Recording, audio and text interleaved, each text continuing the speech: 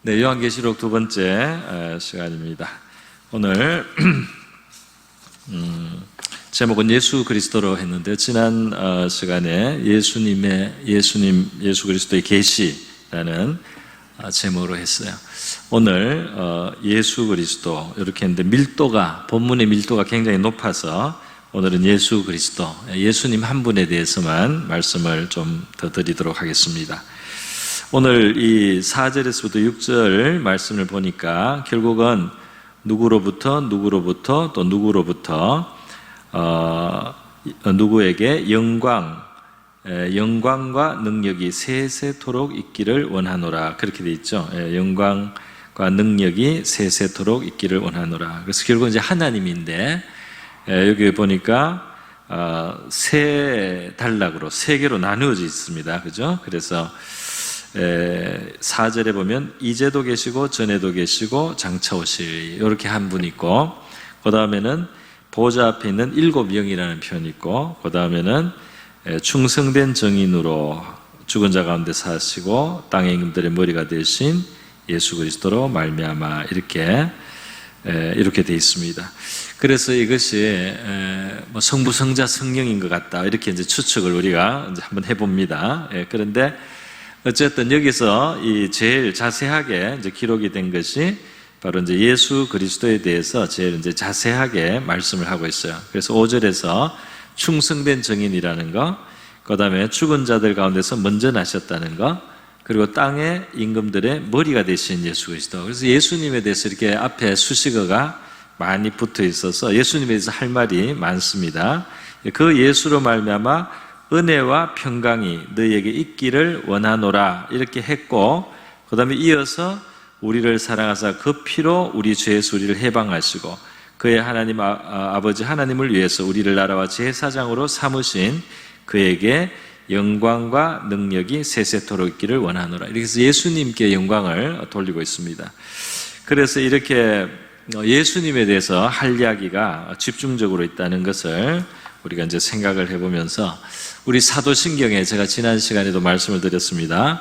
전능하사 천지를 만드신 하나님 아버지를 내가 믿사오며 있고, 예수 그리스도 그 독생자 예수 그리스도를 믿사오니 하고, 이 성자 예수님께 대해서 많이 고백을 하고, 그 다음에 뒤에 성령을 믿사오며, 이렇게 간단하게 성령에 대해서도 말했어요. 성부, 성자, 성령 삼위일체 하나님을 우리가 다 알 수도 없지만 성경이 여러 곳에서 그렇게밖에는 우리가 정리할 수 없는 그런 하나님의 모습을 우리에게 보여주고 있다는 것입니다. 그래서 그런데 그 중에서도 이 성경은 예수 그리스도의 중심을 두고 무게를 두셨다, 그것을 제가 지난 시간에 강조를 드렸어요. 그래서 건전한 우리 복음적 신앙, 기독교적 신앙, 성경적 신앙은 뭐냐면, 우리가 하나님을 믿지만 우리의 그 초점이 그리스도 중심에, 바로 그래서 기독교입니다. 이 기독이라는 말이 그리스도라는 말의 한문 표시거든요. 그래서 이 기독이라는, 바로 기독교라는 것은 사실 우리 신앙을 잘 표현한 말이죠. 그런 의미에서 우리가 하나님을 믿기도 하지만 우리의 그 관심의 초점, 신앙 고백의 초점이 그리스도께 있다는 거예요. 그러니까 하나님 아버지도 믿지만 그리스도를 통해서 나타내신 아버지를 우리가 믿는 겁니다. 또 우리가 그 하나님 아버지를 우리가 믿지만 바로 그리스도를 통해서 우리가 화목된 아버지를 믿는 겁니다. 우리가 하나님을 믿지만 바로 그리스도를 우리에게 보내주신 하나님 아버지 창조주를 믿는 겁니다. 그래서 이 그리스도 중심적 신앙이 건강한 신앙이다. 우리가 성령도 믿습니다. 성령도 믿지만 눈에 보이지 않는 성령, 또는 내적인 어떤 충동이나 어떤 우리 안에서 마음의 압력으로 역사하실 수 있는 성령의 어떤 그 감화가 있지만, 우리가 이 아무 영이나 아무 어떤 영향이나 우리 어떤 아무 내적인 음성이나 우리가 다 무조건 받아들이고 믿을 수는 없다 이거예요. 왜냐하면 그가 진실로 그리스도께서 우리에게 보내신 영이라면, 그리스도가 그 제자들과 함께 구체적인 모습으로 함께 계실 때 보여주셨던 그리스도의 모습, 그리스도의 채취, 그리스도의 분위기, 그리스도의 인격, 그리스도의 성품, 그리스도의 하신 일을 재현하고 있어야만 그것이 성령의 역사라고 인정이 된다 이 말입니다.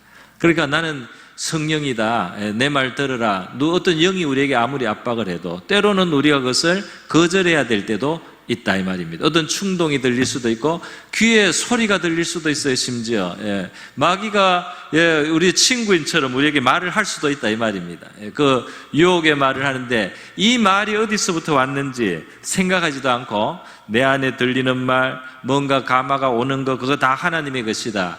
그렇지 않습니다. 그렇지 않아요. 그것을 여러분이 조심해야 됩니다. 그래서 기독 중심, 그리스도 중심의 신앙이 필요하다 이 말이에요. 그리스도 신앙의 중심이 필요한 것은 또 이단을 다 피하는 길이라고 제가 지난번에도 말씀을 드렸습니다. 이단자들은, 교주들은 새로운 어떤 교를 창시하고 자기를 따르는 사람들을 모으고 그 추종자를 이끌고 자기 카리스마를 내는 이런 이단의 교주들을 보면 이 삼일체 하나님을 부정할 뿐 아니라 이 그리스도로 초점을 맞추지 않습니다. 그들은 주로 하나님의 영이 지금 자기하고 있기 때문에 자기가 예수 역할을 한다, 이렇게 나오는 경우가 대부분의 논리가. 그렇기 때문에 우리는 지금 보좌 우편에 계신 주님께 계속 시선을 맞추고 그 주님이 지금도 결정하시는 분이고 가르치시는 분이고 우리를 인도하시는 분이고 그분 외에 아무 다른 지도자도 필요가 없고 머리도 필요가 없고 우리의 스승도 어떤 의미에서 필요가 없습니다. 특별한 어떤 자기의 지위를 우리가 주장할 수가 없다 이 말이에요. 예수님이 중심이 되셔야 될 줄 믿습니다. 예수님의 그 정신을 가지고 있느냐, 그게 이제 중요한 거죠.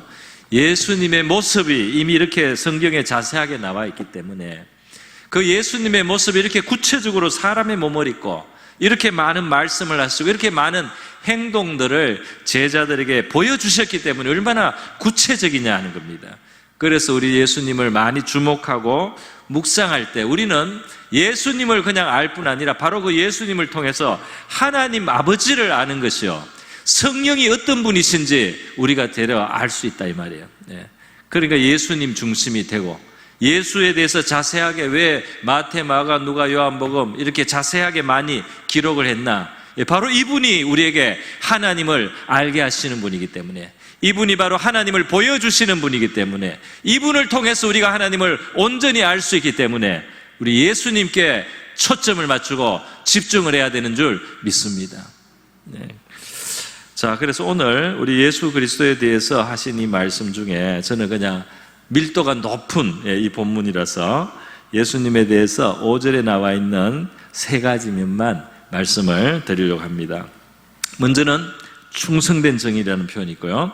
두 번째는 죽음에서 먼저 나신 분이라는 표현이 있고, 세 번째로는 땅의 임금들의 머리다 이렇게 했죠. 그러니까 성경에 어느 한 구절인들 대충 썼겠습니까? 완전한 성령에 사로잡혀서 기록됐기 때문에 이렇게 무슨 표현이 하나 있든지 사실은 그 뜻을 우리가 생각해 보면 생각할수록 그 안에는 깊은 뜻이 있고 짜임새가 있고 온전한 진리가 담겨 있다고 생각합니다. 오늘 먼저 충성된 정인이라는 것을 가지고 말씀을 먼저 드려봅니다. 예수님은 정인이다 말이에요. 정인은 무엇이냐? 정인은 이제 그냥 전해 들은 사람하고 다릅니다. 그러니까 소문을 듣고 풍문을 듣고 들어서 그렇다더라 하고 그걸 또 다른 사람에게 말해주는 전달자가 있죠. 그 중간에 그냥 말해주는 사람이 있어요. 근데 정인은 그게 아니고, 정인은 자기 눈으로 직접 본 사람, 자기 귀로 직접 들은 사람, 그 처음 당사자로부터, 그것이 이제 정인입니다. 그래서 바로 그걸 진짜로 거기에 대해서 증거할 수 있는 자격이 있는, 그리고 신뢰할 수 있는, 그리고 권위가 있는 바로 그 존재가 이제 정인이 되겠습니다. 예수님은 신실한 충성된 정인인데 무엇에 대한 정인인가요? 세상에서는 주로 범죄가 일어나면 정인을 찾고 그 사고 현장에 있었던 사람을 찾고 누가 잘못했는지 밝히기 위해서 눈으로 본 사람을 찾아서요 정인을 찾는 경우가 있습니다만은, 예수님은 무엇보다도 하나님에 대한 정인입니다. 할렐루야. 하나님 아버지에 대한 정인이다 말이죠. 제일 중요한 거죠. 우리 인류에게 있어서 제일 우리의 근본이 되고 우리가 알아야 될 가장 중요한 지식이고 또 우리의 존재의 근원이 되시는 바로 그분 하나님에 대해서 누가 우리에게 정확하게 말해주고 정확하게 알려줄 수 있느냐 말이죠. 그 하나님에 대한 정확한 정언을 우리는 필요로 하고 있는데 그것을 주시는 분이 바로 예수님이다. 더군다나 우리는 타락한 존재입니다. 피조물인데다가 타락해 있으니까 완전하시고 영원하신 창조주 하나님과 우리에게는 너무나 깊이 먼 그 차이가 있어요. 간격이 있습니다. 갭이 있어요. 그래서 그 하나님을, 피조물이 하나님을 아는 것만 해도 어려운데 이 타락을 해가지고 영적인 지각이 어두워져 있습니다. 우리 영혼 속에는 하나님과 반목된 마음이 들어와 있어요. 하나님에 대해서 아주 삐딱한 정신이 들어와 있다 이 말입니다. 그 로마서에서 타락한 마음은 하나님을 인정하지도 않고 말이죠. 하나님께 감사치도 않는 어두워진 마음이다. 스스로 지혜롭게 여기지만은 굉장히 미련해졌다. 이렇게 표현을 하고 있지 않습니까? 이러기 때문에 하나님을 바로 아는 것이 너무나 어려워진 것이 바로 우리 타락한 인간이에요. 그렇기 때문에 이 타락한 인간에게 하나님을 바로 알 수 있게 해주는 그 분은 너무나 중요하다 이 말입니다. 그것을 예수님이 하신다 이 말이죠. 그래서 예수님은 여러 곳에서 나는 내 아버지에게서 본 것을 말한다는 그런 표현을 말하고요. 너희가 듣는 말은 내 말이 아니고 나를 보내신 아버지의 말이다. 오직 아버지께서 가르치신 대로 내가 이런 말을 하는 것이다. 여러 군데서 말씀을 했습니다. 그런데 예수님은 하나님 아버지에 대해서 단순히 말할 뿐 아니라 하나님에 대해서 이제 말하는 여러 가지 내용이 있는데요. 그 중에 요한 1서에서는 아주 중요한 말씀을 하나 하고 있죠. 요한 1서 예수님이 증거한 하나님에 대한 큰 어떤 말씀이 있습니다. 요한 1서 1장 5절의 말씀인데요. 이렇게 되어 있습니다. 같이 읽습니다. 시작. 우리가 그에게서 듣고 너희에게 전하는 소식은 이것이니 하나님은 빛이시라. 그에게는 어두움이 조금도 없으시다는 것이니라. 그래서 이 하나님께는 정말 어둠이 하나도 없는 그런 존재다 말이죠. 우리 사람들은 지금도 하나님에 대해서 퀘스천이 막 있어요. 하나님이 정말 있을까? 하나님이 있다면 세상은 왜 이런가? 우리 생각에는 지금도 이게 불합리하고 뭐가 불합리하고 하나님이 있다고 하면 왜 이러냐 이런 질문을 사람들이 얼마나 쉽게 막 하는지 모르는데요. 하나님은 어둠이 조금도 없으신 분이도 그는 완전한 빛이신데 지금 이것이 이렇게 이상하고 삐딱하게 자꾸 우리가 생각되는 우리 자신에게 사실은 문제가 있습니다. 그래서 예수님과 제자들이 같이 있었는데 예수님을 보니까 은혜와 진리가 충만하더라 그랬어요. 할렐루야. 그 하나님 아버지를 독생자이신 그리스도가 나타내시는데요.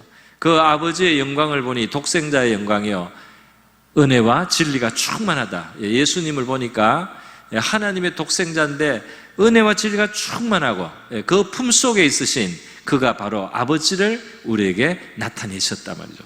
예수님 본인도 직접 그렇게 말씀하지 않습니까? 바로 뭐라고 말씀했죠? 나를 본 자는 아버지를 보았거늘 그랬어요. 이래서 도마가 깜짝 놀라지 않습니까? 도마가 아버지를 우리에게 보여달라. 예수님이 그 말을 질문할 수 있는 그런 말을 먼저 하셨어요. 요한복음 14장 7절에 보면 너희가 나를 알았으면 내 아버지를 알았으리라 그랬어요. 너희가 나를 만약에 알았더라면 내 아버지, 예수님의 마음, 예수님의 생각을 알면 그게 바로 하나님 아버지의 마음, 하나님의 생각이다 말이죠. 너희가 그를 알았고 또 보았느니라 이렇게 말씀을 하신 거예요. 이게 이제 질문을 유발합니다. 너가 하나님을 보았다 이러니까 도마가 묻습니다. 하나님? 안 본 것 같은데? 하나님 언제 보여주셨습니까? 하루에 하나님 본 적 없습니다. 하나님을 보여주세요. 이랬더니 예수님이 하신 말씀이 내가 이렇게 오래 너희와 함께 있었는데 너가 나를 알지 못하느냐? 나를 본 자는 아버지를 보았거늘 그랬어요. 그래서 예수님으로 나타나신 하나님을, 아버지를 너희들이 알고 있어야 된다. 깨달아야 된다. 예수님의 말씀이죠. 여러분, 그래서 하나님을 알고 싶으면 예수님에 대한 성경 본문을 깊이 묵상하면 좋을 것입니다. 정말 하나님을 알고 싶으면 예수님을 깊이 묵상하시라는 거예요. 예수님은 은혜와 진리가 충만하고 어두움이 없었습니다. 거짓됨이 없고 은혜가 충만하신 분인데 그것이 바로 하나님 아버지의 모습이었다 말이에요. 그 하나님의 모습이 나타난 것이 바로 예수님이셨다 하는 것입니다. 자, 이렇게 예수님은 하나님에 대해서도 가르치시면 사실은 바로 그 분 자신이 하나님을 증언하는 증거였습니다. 그래서 하나님의 영광의 광채시오 이런 표현이 있고요. 하나님의 영광이 드러난 것이 바로 예수님이다 이런 표현을 하는 것입니다. 예수님은 하나님을 아실 뿐 아니라 우리가 경험해야 될 하나님으로 더불어 사는 그 삶, 이 땅에서 그 하나님과 더불어 사는 우리의 이 삶이 어떻게 하나님을 누리고 사느냐 하는 것도 흔하게 아시는 거예요. 그것이 예수님은 거기에 대해서 고민하시거나 이럴 필요 없어 환하게 아셔요. 그래서 예수님은 천국의 비유를 가르쳐 주셨습니다. 오늘 제가 오전 설교에서 천국의 비유에 대해서 예수님이 가르치신 첫 번째, 두 번째, 세 번째까지 간단하게 말씀을 드렸는데요. 씨 뿌리는 비유로 설명하시고, 가라지가 있는 밭의 비유로 설명하시고, 그 다음에 겨자씨나 누룩이 변화를 주거나 성찰하거나 영향을 주는 바로 이제 이런 비유인데요. 그 비유는 누가 말할 수 있느냐면 그 천국을 환하게 아시는 분이 말씀할 수 있습니다. 할렐루야. 그 천국이 본격적으로 우리 사람 속에 영적으로 이루어지는 그것을 흔하게 아시는 거예요. 그러니까 정확하게 진리에 대한 증인이라고 하실 수가 있습니다. 예수님은 하나님에 대해서, 하나님의 나라에 대해서 다 증인이다 말이죠. 뿐만 아니라 하나님의 비밀이신 바로 자기 자신을 증거합니다. 하나님은 그냥 하나님으로 계신 것이 아니고 독생자가 있고, 이 독생자를 하나님 아버지가 지극히 사랑하시고, 그는 창조와 구원과 장차올 심판의 핵심적인 존재가 바로 하나님의 독생자라는 거예요. 하나님이 정말 눈동자처럼 아끼시는 하나님의 독생자가 창조의 배후에 계시고 구원의 현장에 계시고 심판의 권세를 나중에 집행하실 분으로 계신데 하나님의 비밀입니다. 할렐루야. 그것을 예수님이 바로 자기라고 말씀을 하셨다 이 말입니다. 그래서 우리 성경에 보면 예수님께서 그 심판하는 권세를 다 아들에게 아버지가 주셨다는 거예요. 바로 인자인 자기를 말씀하시는 것입니다. 또 이 아들이 이 사람으로까지 이 세상에 오시고 인자됨으로써, 왜 사람으로 오셨어요? 고난을 일부러 받으시려고 오셨잖아요. 그렇게 인자까지 되시고 낮추신 바로 이러한 것을 통해서 심판하실 권세를 그 아들에게 하나님 아버지가 주시기를 더 정당하게 그것을 주시게 된다. 심판하는 권세를 주셨느니라 이렇게 말씀해서 이 인류의 운명이 바로 심판하는 권세를 가지신 그분의 손에 있는 겁니다. 할렐루야. 마지막에 심판자가 판결하는 대로 운명이 결정되는 거예요. 그러니까 이 세상의 창조 때부터 창조의 비밀에 계신 분이요, 인류를 구원하시기 위해서 몸을 입고 오셔서 피를 흘리신 분이요, 마지막에 각 사람을 하나님의 거룩한 기준 앞에서 판단하시고 심판하셔서 영원한 운명을 결정하신 분입니다. 하나님의 독생자가 가장 중요한 하나님의 비밀인데 그분이 바로 자신이라고 자기를 증거하셨어요. 그리고 내 증거는 참되다고 말씀했습니다. 나는 나를 증거해도 참되다 말이죠. 나는 누가 나를 보냈고 내가 지금 어디에 있고 또 아버지께로 다시 돌아갈 것을 다 아는, 그래서 우리 피조물처럼 어디서 왔는지 어디로 가는지도 모르는 이 피조물하고 자신은 다르다고 말씀을 하셨습니다. 이렇게 여러분, 예수님은 가장 중요한 진리들이 예수님께 다 요약이 모여 있어요. 밀집되어 있습니다. 엄청난 예수님의 존재라는 겁니다. 오늘 제가 이걸로 사실 설교를 한번 다 해도 부족한 내용인데요. 이것을 지금 오늘 설교 3개 중에 한 가지로 말씀해서 너무 죄송하네요. 이거는 오늘 충성된 증인이라는 부분으로 말씀을 일단 간단하게 드리겠습니다. 그 다음 죽은 자 가운데 먼저 나시고라고 표현을 되어 있습니다. 이건 이제 부활하신 분이라는 거죠. 죽음을 넘어서서 부활하시고, 부활하신 첫 번째, 먼저 나셨다는 분은 첫 번째, 다른 표현으로 하면 부활의 첫 열매이시다, 첫 부활이시다, 이렇게 말씀을 할 수 있습니다. 이것은 뭡니까? 우리 잠깐 살다가 가는 이 세계에서 말이죠, 영원한 것이 없어요. 그래서 영원을 추구하고 사모하는데 말이죠, 인간이 도를 구하고 진리를 구하고 물론 우리가 이 땅에 잠깐 사는 동안에 즐겁거나 만족하거나 누릴 때 우리에게 기쁨이 있고 만족도 있고 보람도 있지만, 그런데 이제 나중에 문제입니다. 마지막에는 그것으로 만족할 수가 없다 이 말이에요. 그 모든 것이 이제 다 떠나가기 때문에, 모든 것이 시들기 때문에, 모든 것이 풀과 같이 시듭니다. 그리고 영광이 다 떠나갑니다. 아름다움이 떠나갑니다. 권세가 떠나갑니다. 무슨 특별한 지위나 신분도 다 떠나갑니다. 나중에는 정말 외로운 영혼 하나가 남습니다. 그래서 인간이 정말 어려움을 당하거나 굶거나 병이 들거나 고난을 당할 때 자기 본연의 모습을 더 생각하게 되고, 우리 영혼이 서야 될 그 고독한 자리를 깨닫게 돼요. 하나님께서 때로 병상에 눕히시거나 우리에게 공고함을 주거나 큰 문제와 시험을 당해서 우리가 어떤 한계사항을 당하게 할 때 우리의 자리를 깨닫게 하는, 그게 결국은 우리가 서야 될 자리입니다. 하나님 앞에서 외롭게 홀로 우리 이 피조물이 우리 영혼으로 서야 할 그런 순간이 옵니다.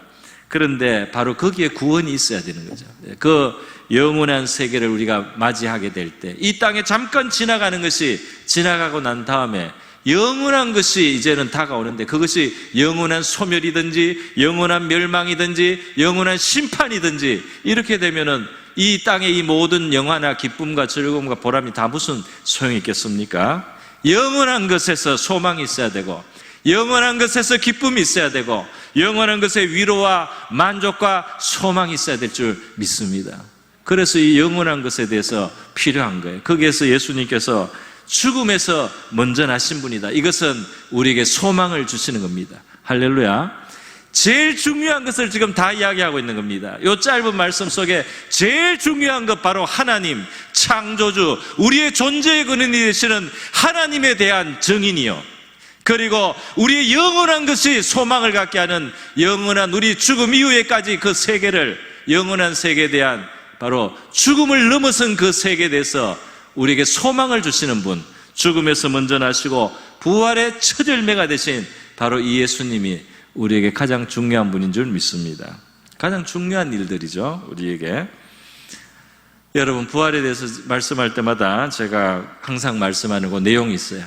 그게 뭐냐면, 로마서 1장에 하면 이 부활을 통해서 하나님의 아들이 증거됩니다.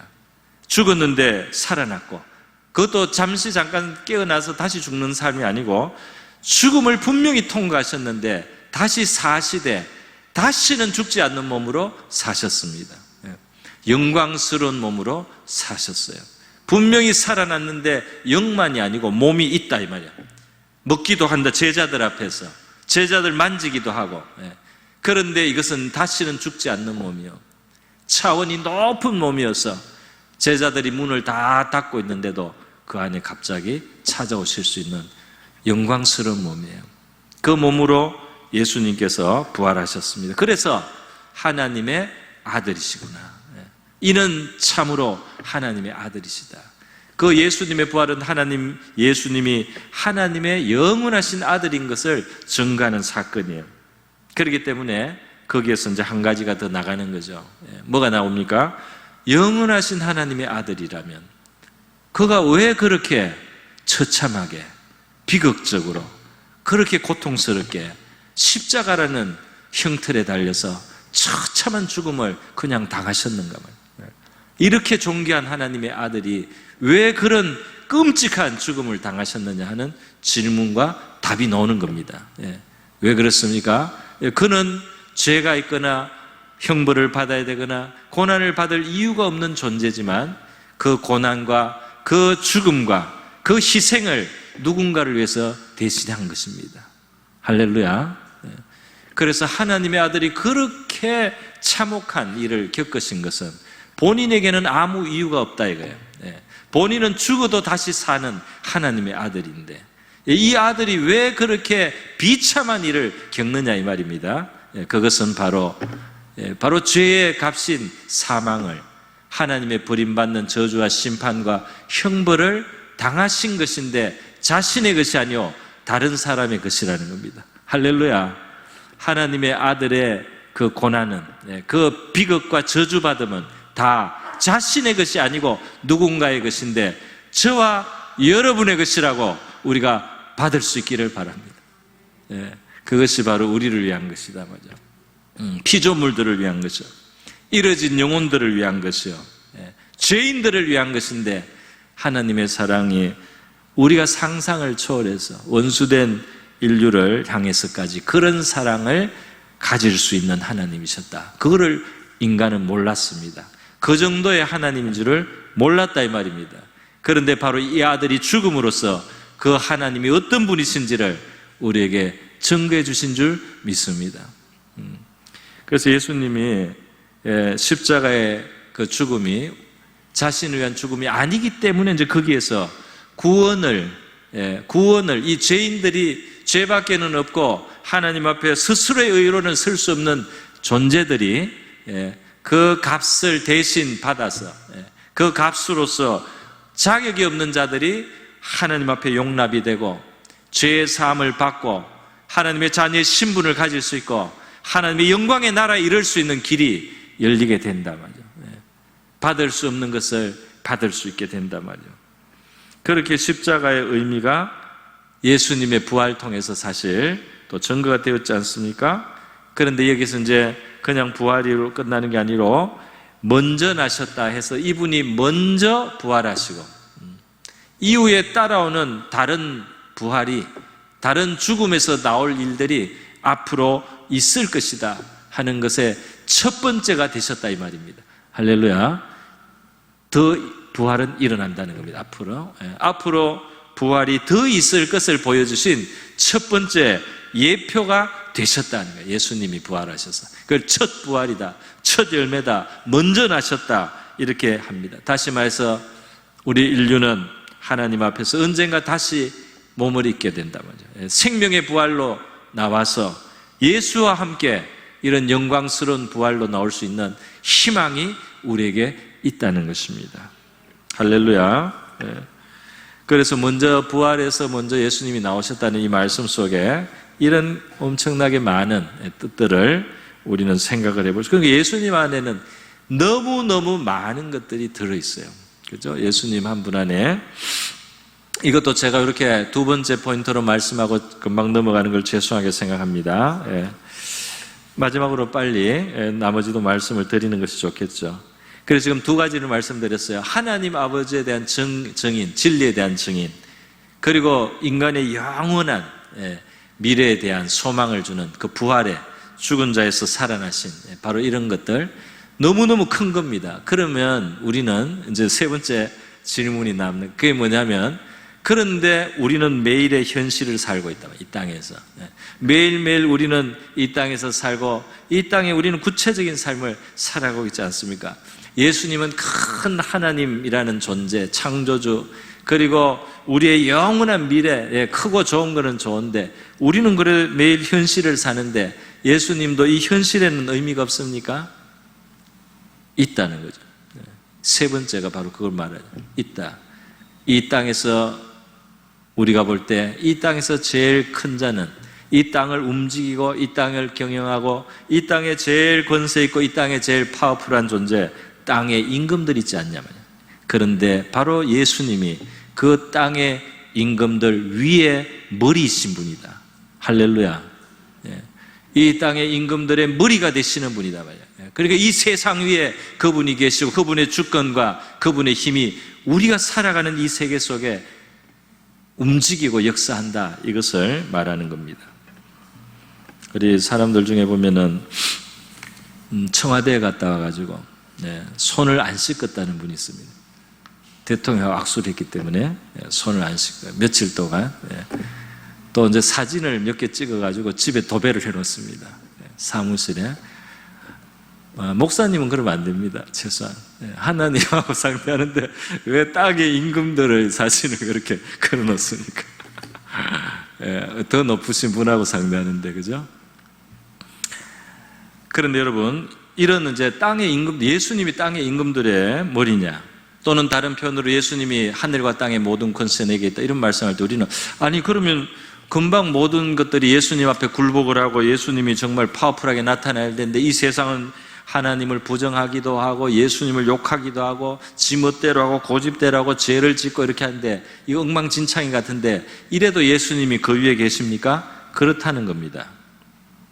이렇게 보여도 그렇다는 겁니다. 아니, 이 세상에는 예수님 안 믿는 임금들이 얼마나 많은데요. 뭐 저기 진짜 무신론 나라도 있고 말이죠. 이상한 사람들도 있고 말이죠. 그래도 그렇다는 겁니다. 그들 위에 계시다는 겁니다. 그가 원하시면 그걸 움직일 수 있다는 겁니다. 그런데 왜 이런 걸 허용합니까? 깊은 뜻이 있는 겁니다. 깊은 뜻이 있단 말이죠. 의인도 고난을 받지 않습니까? 욥기에.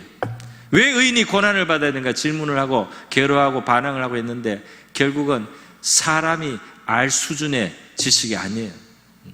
우리는 그런 것을 설명해도 알아듣지를 못합니다.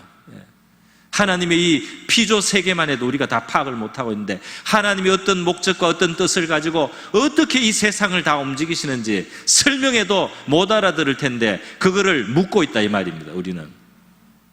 그런데 우리가 약간의 힌트를 성경에서 받는다 이 말입니다. 어떤 힌트를 받습니까? 성경 사례들이 있어요. 땅의 임금들의 이야기가 있습니다.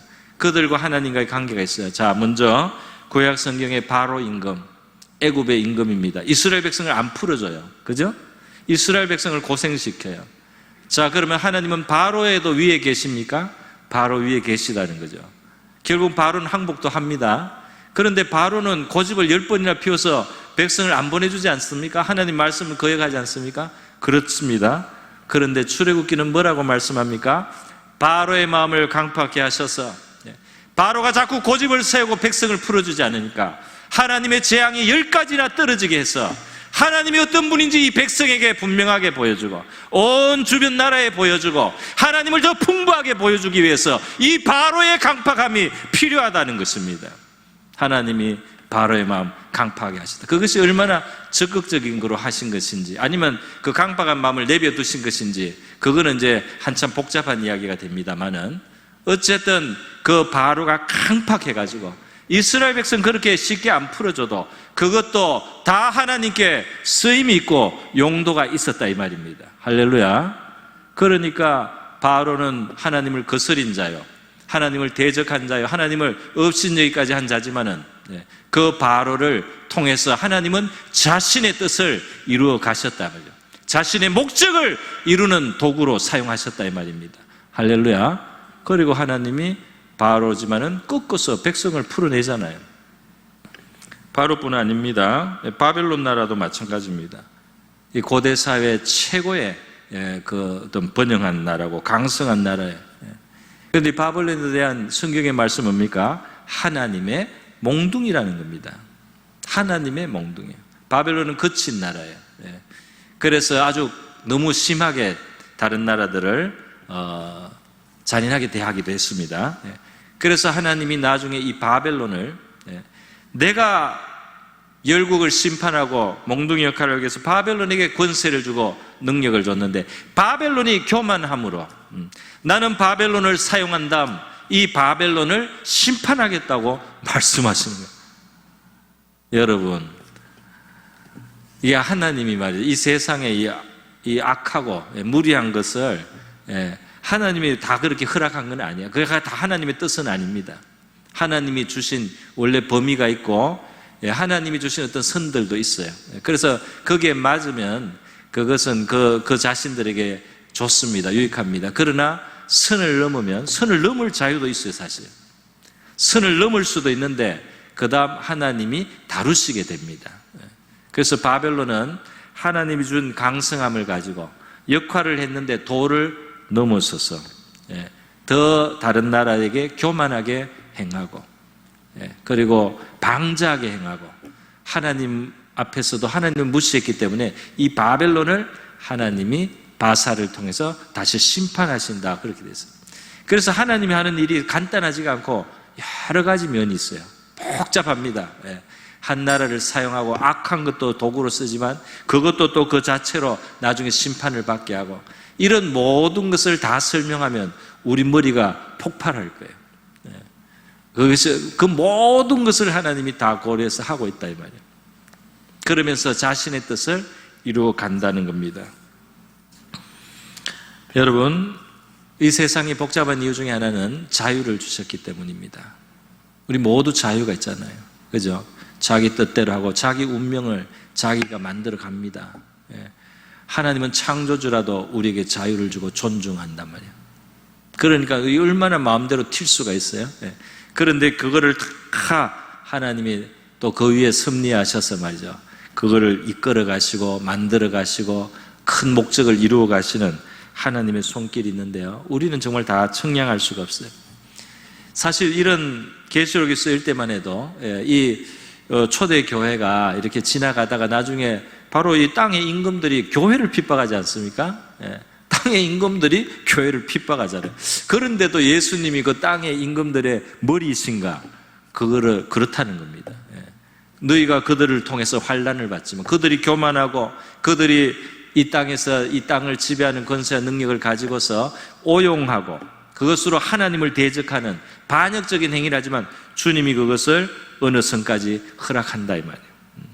그런 허락하는 선이 있고 또 보호하시는 하나님의 또 계획 속에 보호되기도 하고 그렇게 하는데 결국 그 모든 것 위에는 주님이 머리로 계시다는 겁니다. 할렐루야. 좀 어렵죠? 저는 탈북자 중에 어떤 분이 이런 간증을 하는 걸 들은 적이 있어요.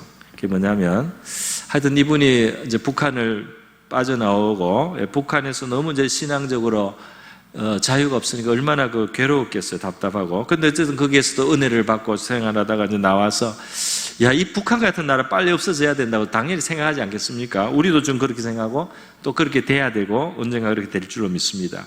그런데 하나님이 이분에게 한마디 하셨어요. 그게 뭔지 하면 내가 이 북한을 당장에 해방시키고 이 악한 권세를 당장 무너뜨릴 능력이 없어서 그냥 두겠느냐 이렇게 말씀했습니다. 하나님 할 수 있다 말이죠. 그러나 지금 그것은 나름의 무슨 의미가 있고 목적이 있고 쓰임이 있는 겁니다. 나중에 우리가 조금 더 알게 될지는지 모르겠어요. 그래서 이 땅에 심지어 하나님을 대적하는 권세 위에도 우리 주님의 손이 있는 줄 믿습니다. 그래서 하나님의 백성들 위에 우리 하나님께서 결국은 그렇기 때문에 최고 결정권자고 최고의 권세자이기 때문에 전국적으로 최고의 선을 우리를 위해서 이루어 주실 수 있는 분인 줄 믿습니다. 그 권세가 우리의 최고의 선과 유익을 위해서 사용될 줄 믿습니다. 때로는 이 세상에 악한 도구도 있고요. 이 아주 그냥 잘못된 왕들도 있고 임금들도 있고 권세들도 있지만은 그 위에 계신 하나님이 계시고 주님이 계시기 때문에 그 주님으로 말미암아서 이 땅을 사는 동안에도 우리의 최선을 그분이 만들어 주실 수 있다는 사실을 믿고 우리가 살아가야 될 줄 믿습니다.